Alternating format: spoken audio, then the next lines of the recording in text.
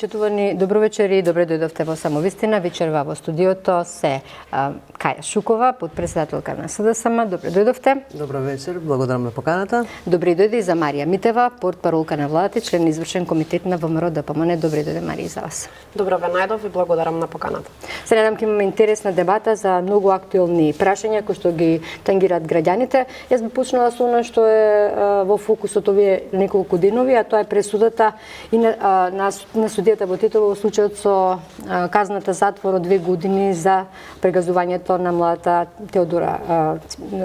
Теодора Ристевска. Судскиот совет, но и судиите од Титово денеска му дадоа поддршка на нивниот колега Ферати, кој одреди таа затворска казна.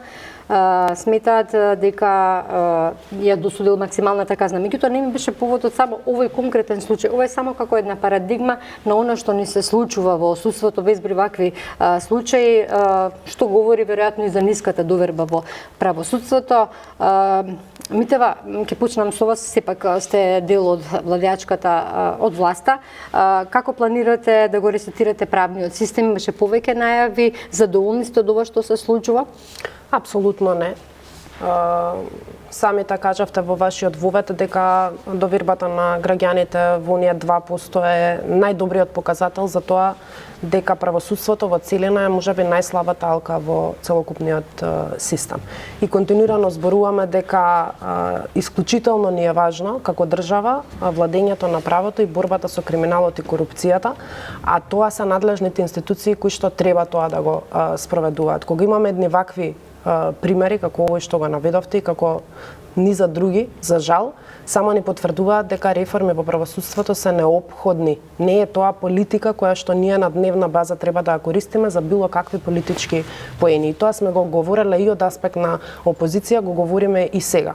Вие видовте изминатиот период дека ние како власт и како владеачко мнозинство во рамките на парламентот започнавме иницијативи. Многумина не обвинува, многумина велеа дека тоа е еден притисок кој што го врши власта. Но од друга страна, јас не можам да се согласам со таквите констатации. Јас ценам дека таквите констатации доаѓаат од луѓето на кои што можеби па ваквата статус кво состојба им одговара во правосудството. Не ќе продолжиме ревносно да зборуваме за тоа, ќе продолжиме да бараме одговорност. Тие интерпелации кои што беа покренати во собранието го видовме исходот, остана на би кажала она чувство на морална одговорност која што би требале да имаат тие 5 членови од судскиот совет кои што се избрани во рамки на собранието. Видовте дека покренавме и постапка против јавниот обвинител, односно дадовме предлог до Советот за јавни обвинители, меѓутоа за жал трагедијата во Кочани го зема самиот фокус и тука не можеме да работиме со калкулација за тоа што е поважно. Се разбира дека спроведувањето на правдата во овој дел беше на врвот на приоритетите на нас како влада.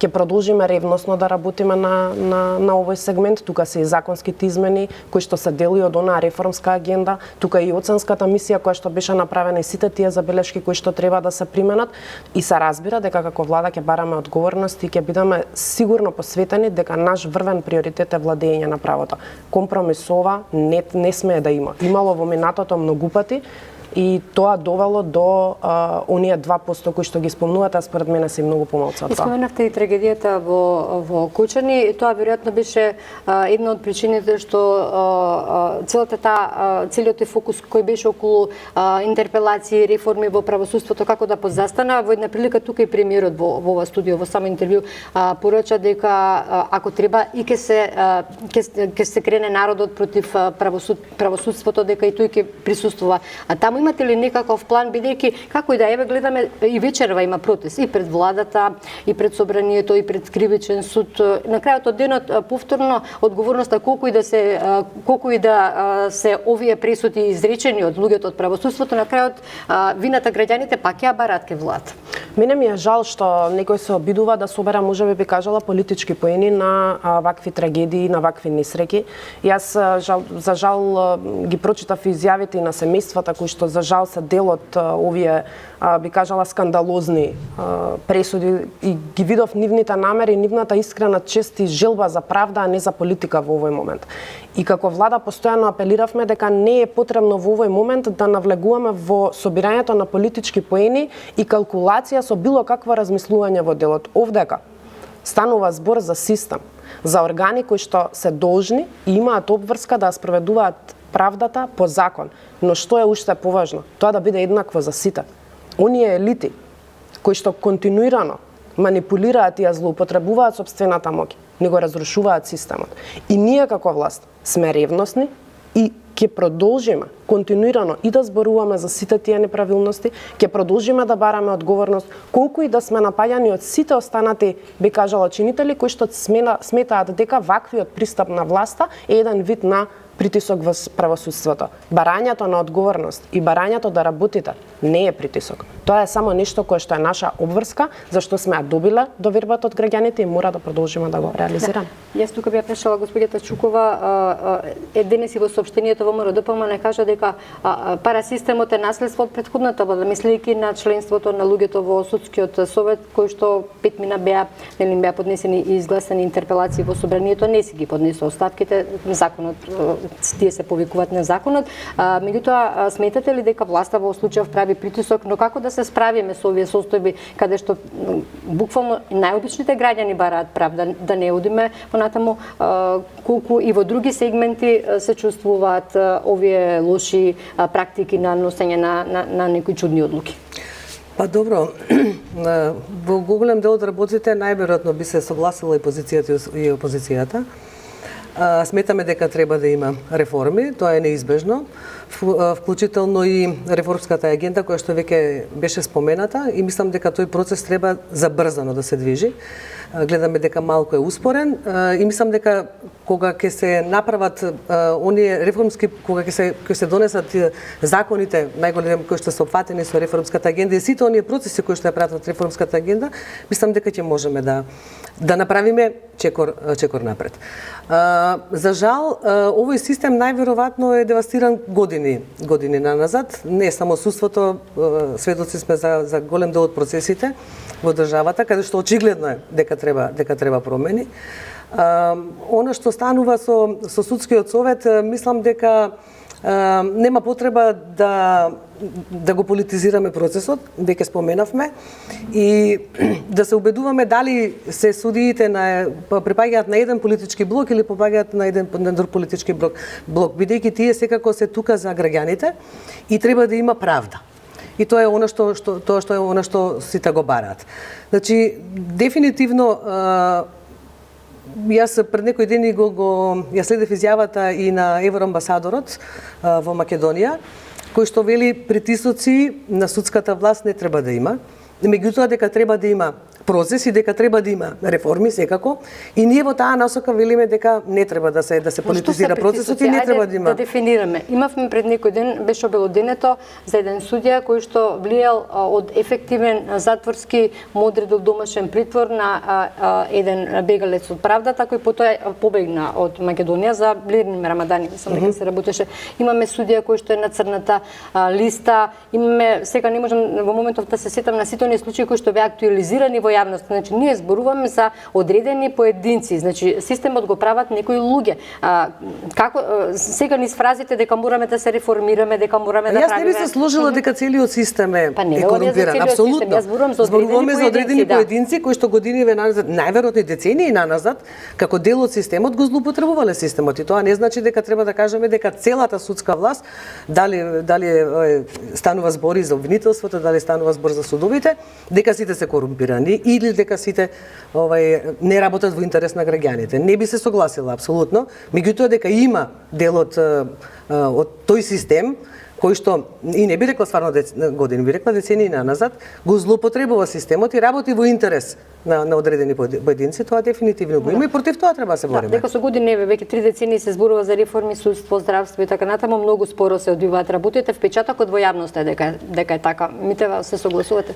Мислам дека ја променуваме таа, би кажала, тажна реалност на онаа држава која што, би кажала, во минатото некако одлично функционираше во една фаза на комплетна стагнација.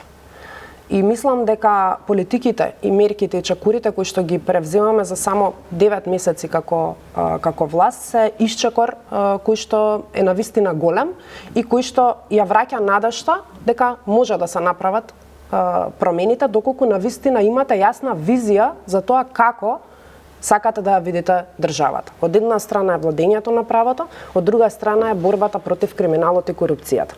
Ние постојано зборуваме за нови закони, ние постојано зборуваме за промена на законите, но јас малку би зборувала за тоа што правиме со примената на актуелните закони. И тука е оној систем кој што ни е кревок и затоа велиме дека овде е најслабата алка во општеството. Затоа што ние можеме да кажеме дека имаме добра, соодветна, навистина задоволително ниво на усогласеност со европските регулативи, директиви и европското право. Меѓутоа имплементацијата е таа која што недостасува. Повторно ќе кажам зошто? Затоа што се чувствуваат дека имаат заштита, се чувствуваат за човечки фактор. Се чувствуваат дека едноставно таква е праксата на владењето и ние тоа мора да го промениме. Ниту треба да се грижиме за тоа кој од која политичка страна е, ниту треба да гледаме зошто тоа во определен момент било случај, туку треба да гледаме како секој кој што ќе се одлучи да работи спротивно на законот да биде санкциониран. И тоа го докажавме, ќе ви дадам уште еден пример во тој што вие го набројувавте, а тоа е врховен судија и член и претседател на Совет за јавни обвинители кои што имаат кривично дело примање на мито и корупција за определен случај. Фатени на дело. Да. Добро, вакви случаи имало и во минатото. Не е дека само сега се откриваат. Процесот не е започнат во овие 9-10 месеци, да не заборавиме дека процесот за особено во делот на реформската агенда е започнат малку поодамна и дека и претходната власт секако ги увиде недостатоците на системот и токму поради тоа, особено во процесот на пристапување кон Европската унија, она што сакаме да го пресликаме од удињата во нашата држава, значи да функционира системот, да се имплементираат законите. Јас пошто долги години сум во една област, без разлика која е областа, можев да следам како се развиваше законската регулатива, како ние го применивме тоа што го ставивме во законите, она што го има Европската унија, значи регулативата, и се согласувам дека имплементацијата е многу слаба. Многу фактори. Збор она што го потенцира пред некој ден на состанокот во владата на и амбасадорите и на Брисел и на Вашингтон, дека недостасува можеби политичка волја. Не знам сега не конкретно за случај, меѓутоа генерално кога говориме дали не е само прашањето на политичка волја, прашањето е и на капацитетите. Најголем дел од законите се имплементираат од единиците на локална самоуправа.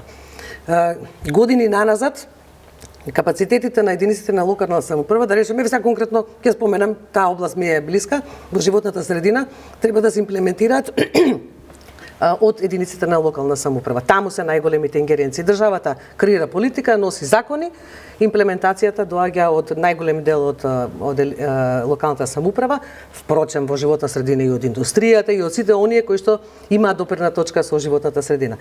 Години наназад е утврдено дека капацитетите се многу слаби, дека мора да се работи на нив. За жал тој процес мислам дека оди споро.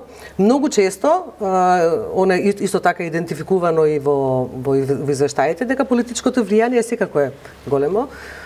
Треба да се размислува секако за професионализам малку повеќе, особено во делот на институциите кои што имаат директна имплементација на законите. Јас знам дека во најголем дел од институциите... Ова е сега на некој начин признание дека додека бевте во власта... Не само ние додека бевме во власта.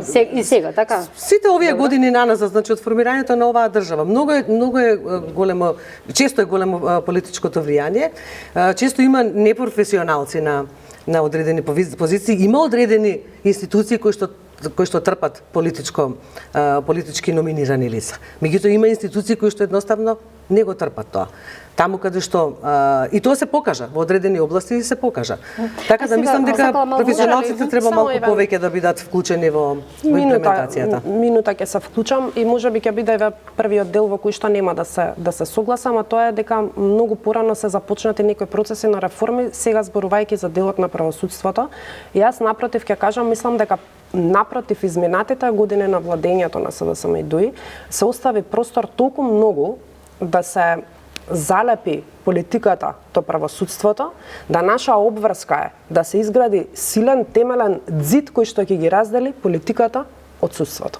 И политиката ќе ги тргне рацете. Едно е да имате вие политичка волја, која што сите ја нотираат и која што ја имаме како влада во делот на барањето и покрај укажувањата, се извинувам што ќе ве прекинам, и покрај укажувањата еве од евроамбасадорот дека не требало политичко мешање да има. Едно е политичко влијание, односно мешање, а друго е политичка волја за вистински да ги спроведете реформите. Затоа сакам да направиме таа разлика за на граѓаните да им биде јасно што е целта на владата. Затоа што јас изминативе месеци можев да видам како ревносно се спротивставуваа на желбата на власта да ги направи на вистинските реформи и да побара одговорност од оние кои што имено се именувани и ги имаат тие позиции од страна на собранието или пак се таму по некоја политичка директива на некоја политичка партија.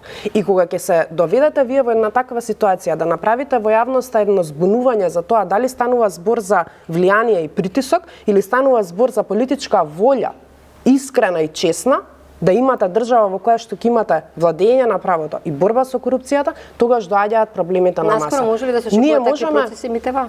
Ние сме во тек со тие процеси и никогаш не ни запревме. Меѓутоа, состојбата која јас ќе ве потсетам дека иницијативата за интерпелација на Републичкиот судски совет беше покрената од страна на владачкото мнозинство во самиот парламент. И јас од сето тоа можев да видам само еден представник од сите тие 5 на кои што им беше покрената интерпелација, кој што дојде и одржа политички говор во собранието. Тоа нели зборува за тоа каква е моралната одговорност и колку тие луѓе се чувствуваат комотно во позициите затоа што знаат дека некој од политичарите, без разлика од која страна е, стои за нив. Критиките тогаш од СДСМ беа еве да ги сменат овие да донесат нивни. Видете, многу е лесно ние да ги генерализираме работите и да ги представуваме црно или бело. Тие луѓе во собрание се избираат врз основа на јавна дебата и јавноста ќе можеше да види кои се луѓето, на кој начин ќе беа избрани, па дури потоа да зборуваме дали е само една обична замена или навистина ние имаме визија. Тие беа против самата иницијатива за покренување на интерпелација. Уште на самиот старт не дадоа поддршка на истото и велеа дека со ова се врши притисок. Ако зборуваме дека сите сме согласни дека во правосудството ни е потребна реформа, тогаш нема да користиме било какви сегменти за собирање на политички поени во моменти кога некој превзема иницијатива и чекува. Јас баш не би се согласила. Очигледно јавноста прави разлика помеѓу политичка волја и политички притисок. Ако беше политичка волја, мислам дека јавноста тоа ќе го препознаеше, вклучително и Европа, односно евроамбасадорот кој што не верувам дека паушално дава изјави дека не треба да има политички притисок, туку дека треба да се спроведат процесите. Кога станува збор за изборот на членовите на судскиот совет, впрочем на истиот начин беа избирани и претходно. Не знам што ќе беше поразлично сега. Значи апсолутно исти начинот како биле избрани кога го започнувале нивниот мандат, тој во неколку во одреден временски период, они не се сите избрани во исто време. Што значи дека се избирале на исти начин како што би се избирале и сега кога ќе им заврши мандатот. И тоа впрочем токму поради тоа и сметавме дека нема потреба да се поминува низ вакви процеси и дека апсолутно уште еднаш ќе повторам, навистина ако граѓаните и јавноста види дека има волја, а дека нема притисок, мислам дека ќе почне поинаку да размислува и мислам дека ќе го поддржи тој процес. Митева, ќе успеете ли со СДСМ овие работни групи околу правосудство и енергетика, по лидерската средба меѓу премиерот Мицковски и лидерот на СДСМ Венко Филипче, беа одбиени од Правда експертите за правосудството? Ќе оди ли лесно овој процес, ќе можете ли да се усогласите заеднички со консензус да ги носите законите? Јас не би се согласила дека биле одбиени, можеби бил споделен некој личен став, како влада ние ја информиравме јавноста дека се стигнати предлозите кои што се испратени. Министерот за правда кажа дека затоа велам не би кажала дека се одбиени генерално од владата, можеби станува збор за некаков личен став. Како влада можам да кажам дека ставот на владата е дека истите тие од кога беа примени од страна на СДСМ како предлог беа препратени до надлежните институции и беше побарано од нив да се продолжи соработката и комуникацијата. Во самата најава на вашата емисија има исечок од мое претходно гостување кога сум дел од опозицијата и велам дека како влада нема да го правиме тоа што го правеше СДСМ, туку ќе водиме диалог. Има една пракса на одбивање на водење на политички диалог. сите предлози кои што стигаа од наша страна во тоа време експресно, би кажала во минути беа одбиени, не се наоѓаше простор за политички диалог, тоа нема да биде наша пракса, особено не во делот за кој што постојано збориме дека како општество ни е потребен консензус. Би било малку контрадикторно доколку тоа го зборуваме, а постапките го покажуваат другото. Не, ќе водиме принципиелна политика, тоа што го зборуваме, тоа ќе го покажеме на дела. Оние лица кои што тие сметаат дека се соодветни за делот на правосудството и енергетиката, се во рамки на Министерството. Очекувам дека сите тие надлежни институции и надлежни работни групи кои што работат на овие закони ќе ги сослушаат нивните предлози и заедно можеби ќе излезат со решение кое што подоцна се надевам ќе се најде и во собранието и таму ќе биде со консензус донесен. Впрочем, ние предложивме нова форма на политички диалог. Тоа беше идејата која што стои позади лидерската средба и се надеваме дека овој процес ќе продолжи. Не сметаме дека треба да бидат само двете поголеми политички партии вклучени во овој процес, сметаме дека треба да бидат вклучени сите политички партии. Очигледно свеста за промените се зголемува. Очигледно е дека треба да се отворат нови процеси, нов начин на делување и нов начин на комуникација и апсолутно го поддржуваме тоа и сметаме дека овој диалог треба да продолжи. И во контекст на сето тоа би сакала само да споменам, не е убаво кога член на влада изразува јавно личен став во однос на предложени членови во работните групи, заради тоа што образложението беше учествувале во подготовката на уставните измени. Мислам, не можам да најдам логика, никој не може, впрочем, во јавноста да најде логика која беше идејата на министерот за правда и не е убаво кога член на влада дава такви изјави, кога гледаме дека започнува еден процес кој што треба да отвори еден диалог, каде што сите треба да соработуваме. Да. Добро, по оваа лидерска средба се најавуваше дека ќе има средба и со останатите партии, реагира и ДУИ и Алијанса дека ова било моноетничка средба. Како гледате на тоа? Зошто така ја доживуваат? Не би се согласила, прво од причина што ниту водиме таква политика, ниту па некогаш сме покажале дека одиме во таа насока. Напротив, континуирано зборуваме дека со сите ќе го отвориме диалогот. Овде станува збор за конкретен предлог кој што беше доставен, конкретно барање на кое што како одговорна влада и како влада во едно демократско општество треба да одговорите. На вакви изјави јас сметам дека не треба да навлегувам подетално затоа што искрено ценам дека имаат друга нивна политичка цел. Да, ова треба да биде многу повеќе од мандатот на една влада и многу повеќе од интересите на една политичка партија. Мислам сепак станува збор за македонското општество. Би сакала да прашам околу трагедијата во Кучани. СДСМ постојано прозива дека требало да се прошири истрагата. Кого го прозивате сега? Владата ја прозивате? Обвинителството ја води истрагата? Ги прозивам институциите кои што ја водат истрагата, секако. Се уште сме на ставот и денешното последно соопштение е дека треба да има неселективна правда. Тоа значи дека покрај оние лица кои што се опфатени со истрагата, 34 да, за жал нели едно лице и помалку сега, дека треба да се опфатат и сегашните функционери кои што во моментот на случување на нови трагичен настан ги извршува функциите во Министерството за внатрешни работи, во Бирото за јавна безбедност, дали се тоа во Кочани, дали е тоа во Штип, така да мислиме дека истрагата треба да се прошири. Не велиме дали се функционерите од една политичка партија или со друга политичка партија, едноставно велиме дека треба да има праведна, неселективна правда и дека треба да бидат сите опфатени со истрагата. Да, поред, затоа што господинот Филипче во една прилика на пресконференција беше прашан околу анкетната комисија, тој кажа дека дава шанса на истрагата. Да. Еве денеска биле повикани, тоа бе информациите, актуелниот директор на пазарен инспекторат и на Заvodот, дирекција за заштита и спасување. Па потоа вие како СДСМ ќе излезете со доколку е потребно, како што јас го разбрав, лидерот на СДСМ, со барање за анкетна комисија, што на некој начин одстапува од она што секојдневно доаѓа од страна на СДСМ. Таков ми е мене впечатокот, простите ако значи не, вака, ние рековме дека тој постои како механизам, се отварал и за други случаеви. Сега оставаме простор на истрагата.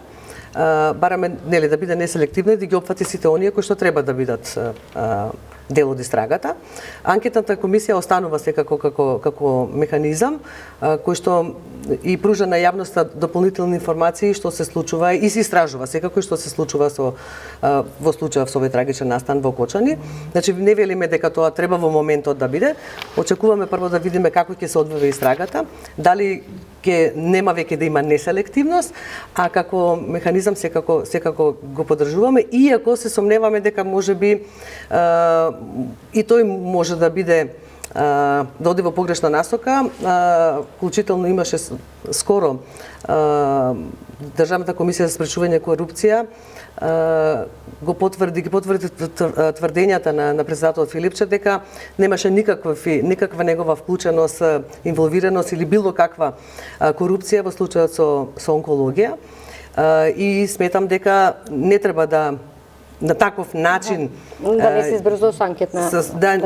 И на таков начин де факто да се води анкетната комисија, да се злоупотребува, да се кријат документи. Знаете, мислам јавно се запознаена со случајот со претеничката Мизрахи, така да мислам дека иако таа демантираше, мислам. Таа демантираше, меѓутоа ние и председател Филипче покажа дека документите секако уредно биле доставени таму каде што требале а не биле земени во предвид. Така да апелираме да не се злоупотребува овој механизам, тоа е добар механизам, меѓутоа секако да оставиме прво да видиме дали истрагата ќе биде завршена како што треба до крај. Апсолутно се согласувам дека сите алатки кои што стојат на располагање во рамки на законодавниот дом се таму со причина. Некој предвидел дека ќе имаат својата улога. За жал, вакви трагедии се секогаш дел од тие анкетни комисии и се надевам дека што помалку би ги имале, со надеж дека нема да ни се случуваат и никогаш повеќе да не ни се случуваат вакви тешки трагедии. И затоа веламе алатка преку која што можеби треба да институционализираме вистината, а не да драматизираме или да правиме можеби политички театар од истото. И ценам дека на СДСМ беше избрзан чекорот со барањето на анкетната комисија, веднаш потоа се отиде со чекор наназад, кога се вида дека истрагата и во овој фазон и во овој рок беше брза и навистина би кажала незамисливо ефикасна, затоа што имавме за само една недела по трагедијата веќе покренување на кривична пријава за 34, сега 33 лица за жал. Истрагата е се уште во тек. Јас очекувам дека истата можеби ќе се прошири, можеби нема да се прошири. Еве вашите информации говорат дека денеска имало нови лица кои што биле повикани на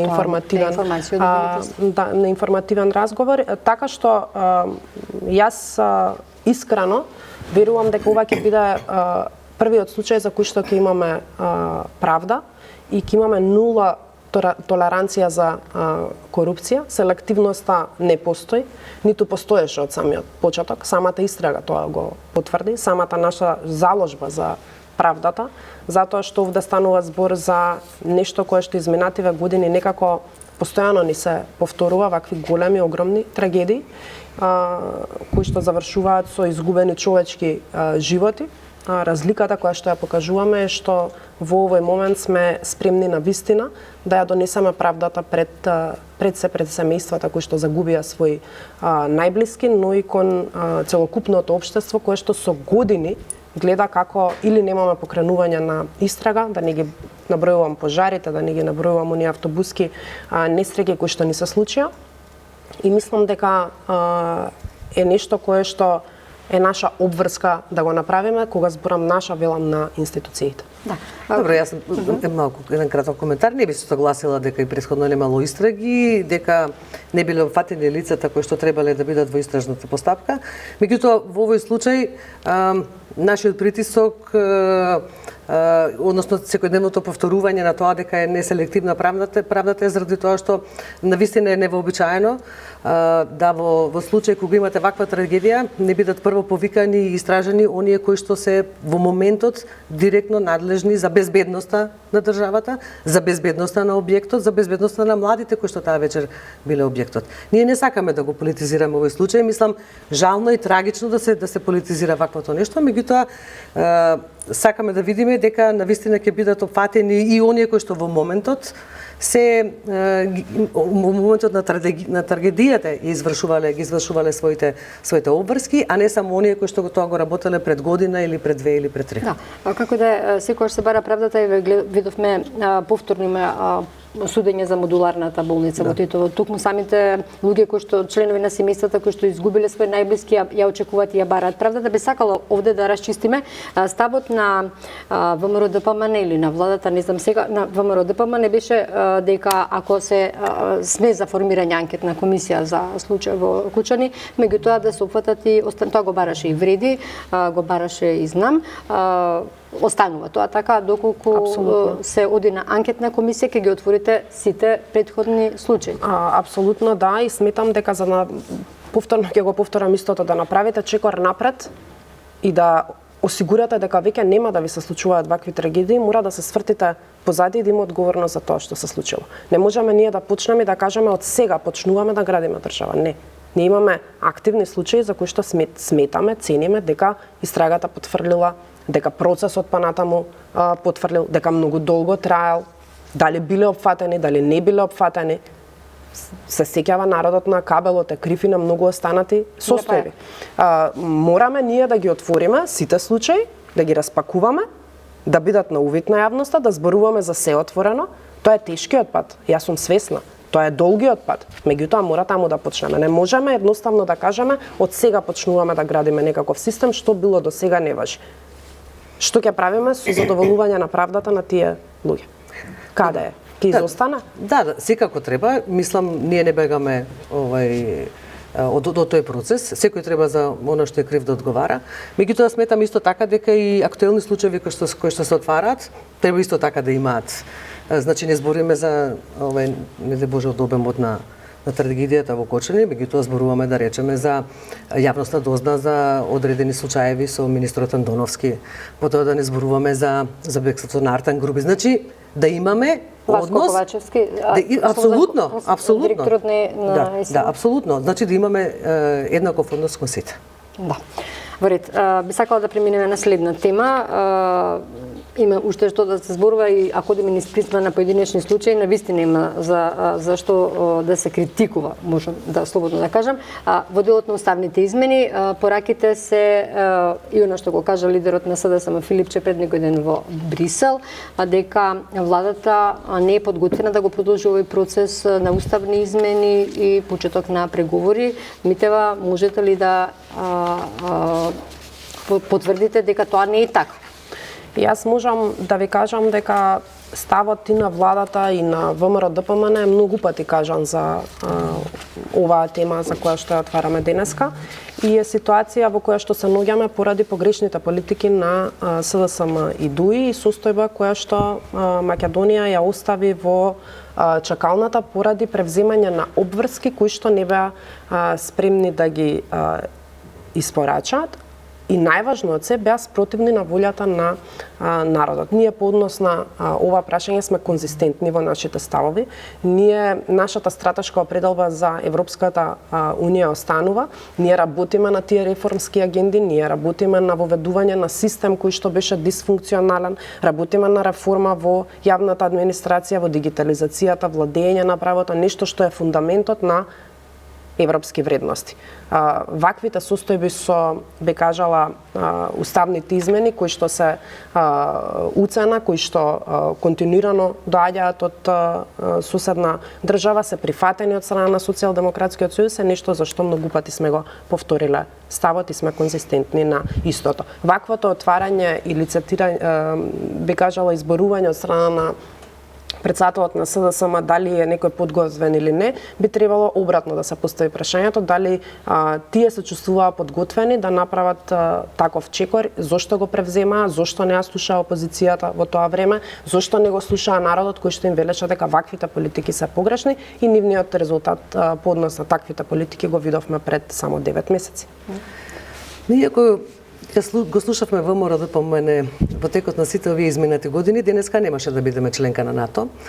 Нека се подсетат пред 5 години дека беа со истата реторика, дека имаме погрешни чекори, дека ја замајуваме јавноста, дека нема да добиеме ништо со членството во НАТО. За пред некој ден на 5 годишнината од членство на НАТО, од владините представници, од сите оние кои што беа во јавноста, слушнавме какви придобивки има државата, вклучително и за трагедијата во Кочани, кога се активираше системот кој што ги прими, за жал, скоро 200 повредени лица, кој што немаше да се активира ако не бевме земја членка на НАТО. Што значи дека СДСМ точно на свој грб годиниве наназад превзема големи ризици. Заради тоа често беше и казнуван, бидејќи овие не се пријатни процеси. Никој од нас никогаш секако не бил задоволен од тоа, нити па се гордее што можеби ние го сменивме името. Секој од нас сака нашата држава да биде Република Македонија. Јас не знам дали еден македонец во државата е задоволен со тоа што ние моравме тогаш тоа да го направиме, за прво за да влеземе во НАТО, а второ за да ги отвориме преговорите со Европската унија. Што значи дека ако тој процес на преговарање не продолжи, а гледаме дека Албанија заминува. Беше одбиен, господја Шукова, францускиот предлог од тогашниот премиер. Многу брзо, за 2 дена беше прифатен со одредени измени, како што беше кажано. Меѓутоа, беше пораката кон Брисел дека ќе има уставни измени и цело време, 6 месеци пред изборите и предходно, се велеше до Нова година, после Нова година, до март и така натаму, дека ќе се случат уставните измени. Тие не се случија. Власта, дали чувствувате дел од таа одговорност, бидејќи тогаш беше ветувано дека ќе се случат уставни измени, дека ќе имат двотретинско мнозинство, кој што всушност не се случи.